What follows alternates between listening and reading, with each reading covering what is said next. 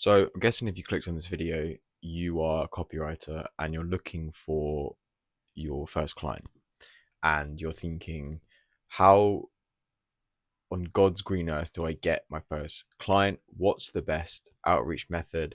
Where do I find it? What's the best system I can use? And unfortunately, I'm here to tell you that there is no system, okay? There is no secret sauce. There's no secret hack. There's nothing that you can do that's gonna there's no cheat code. There's nothing that you can do that's gonna change the fact that it is hard to get your first client. Um, so in this video, I basically want to lay out what you should do for your first outreach method, and basically just like the mentality shift that you need to get into. Because the problem is with all these outreach guides and YouTubers like telling you like how to get your first copywriting client and how to do the best outreach, is that it makes you think that, okay, there's a hack, there's a secret strategy that no one else is going to know, but I'm going to figure out and find this oasis of clients that it's just going to be perfect. And in reality, it doesn't really work like that. Like, if you're new, you're going to have no experience and you're not going to be able to use these systems until you've done outreach in the first place. So a good analogy that I like to use is, imagine you're starting a lawn mowing business, right? Or you're starting any kind of like physical business, okay? And you need clients. So what would you do to get clients if you were in that situation? You just go knocking on doors and you'd say, "Hi, do you need help mowing your lawn?" And they'd say no. And you go, "Okay." And then you go to the next house and you say, "Hi, do you need help mowing your lawn?" They say no. And you go to the next house. And then you go to 50 houses along the way. And then the 51st house says, "Yeah, actually, yeah, I'll take a chance because, my lawnmower is broken and I actually just I need it right now. So yeah, I'll take a chance on you." And that's pretty much how it's going to work exactly for you. Is you're not going to come up with some hack. So you're not going up to these doors saying, "Okay, I can actually reduce your, lawn mowing, you know, potential something for this amount," and because then you're just, the doors slam because you're already taking up too much of their time. They don't know who you are. They don't know, like, or trust you. So they're just going to be like, "Well, who is this kid knocking on my door? He's wasting my time already. I don't care." So you need to do the same with copywriting. You're not there trying to tell them how to run their business because you don't know how to run their business yet. You just need to be knocking on doors and saying, "Hi, do you need a copywriter? Do you need someone to help you with your copywriting stuff? Do you need someone to help you with your website, with your emails, with your socials, with your whatever they want?" Um, because it's like Charlie Morgan said, like, you are trying to find the problems and then find the solutions to it when you're already in that industry, when you have experience with that industry, when you've done it so much that you know what these businesses need solving. And the problem is as a beginner, you don't know what those problems are yet. Like, you get told what they are and you think you know what they are, but you actually don't.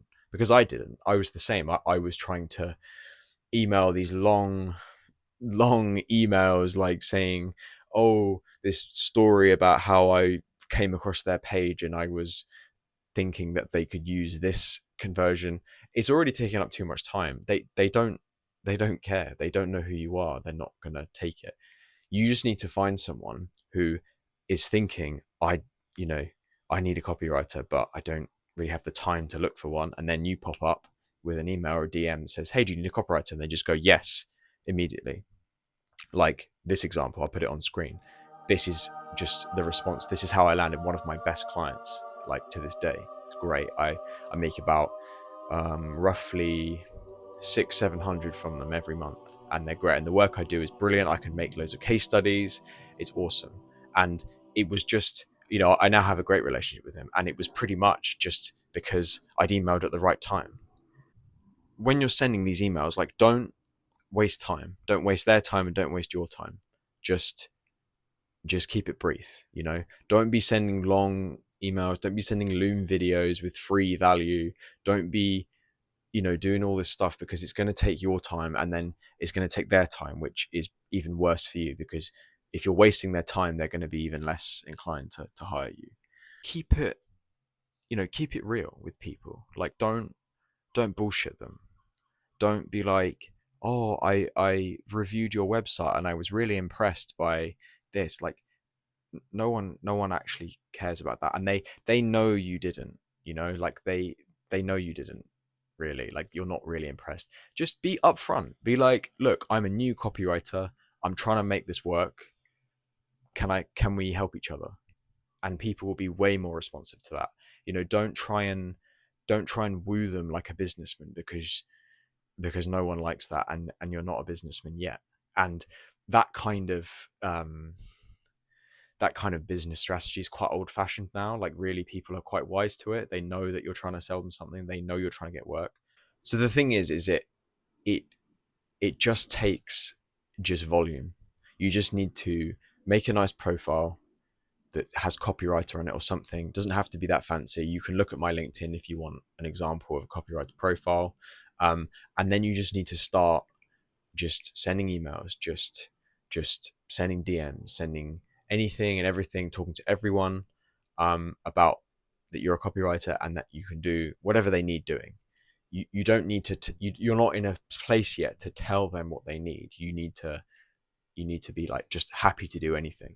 Same way, imagine this mowing lawns analogy. Like, you're not telling them how to run their garden. You're not going up to the house and saying, oh, you need to change this decor and this and that, because they're just going to be confused. Once you've done this, then is when you can start implementing strategy. So once you've done 1,000, 2,000 cold DMs or emails, you can then start to think, okay, what did I get a response from? What did people actually like, and how did they respond? Sometimes you can tell, sometimes you can't. Sometimes people are rude. Oh my god! Oh hell no! Don't be disheartened by that. But some people are very nice as well, which is good. I'm always very nice. I'm never rude to people on emails. But yeah, so once you've done like a bunch of DMs, then you can start implementing a strategy. Because if you get one client or one response, you then know that it works, because it's worked once, it will work again. So then just do more of that. Say if you're doing cold email and LinkedIn at the same time, then maybe Instagram, and then maybe you get 2 replies on Instagram. Maybe just stop doing LinkedIn for a while and just double down on Instagram. Just keep doing that, and then just do more of that. And then maybe if you land a client, you can then ask them, like, why did you hire me? Like, what was it about my profile or why, what were you looking for? And what need did I fulfill? And they'll tell you. And then you can implement that in your next cold outreach. You can say like, oh, I help this specific business do this. I can help yours too. And that's how you start building a cold outreach strategy. And the problem is that these gurus and these YouTubers, they have their strategy that works for them. And then they sell it to you and say, this is how you land clients. But they're not being, I don't want to say that they're lying or being dishonest, but they are basically forgetting that you have to have that foundation of having clients in the first place in order to have a strategy. Yeah, and also I might do a separate video on this, but like I was speaking to a copywriter today, and he was saying about doing free work. Never do free work ever. Never ever do free work. It's a mistake. You might think, oh, I'm giving away all this free value. It's a no-brainer. Like, they're getting this work for free, and I'm demonstrating my services. But it's wrong, because 1, you should never be doing work for no money, because you want to get paid, right? 2, it's going to make it difficult to then charge money, because if they know you'll do it for free, if you then decide to go, okay, I'm going to charge my actual rate now, they'll be like, that's quite expensive. Even if you charge like £200, which is nothing, it's then gonna look bad, because you're going to say, well, I'm going to do the same amount of work that I was just doing, but I'm going to charge for it now. And they're going to be like, oh, maybe we could get someone cheaper. It just creates an uncomfortable relationship. It would be far better to charge a small rate that you're going to charge anyway, and then when they want to keep you, like charge do do like a paid test for a month, and then say, okay, if we want to part ways, no hard feelings. And then when they keep you on, say, okay, my real rate is say like £100 more, and then you can get it up to, £400-500, and everyone's much happier.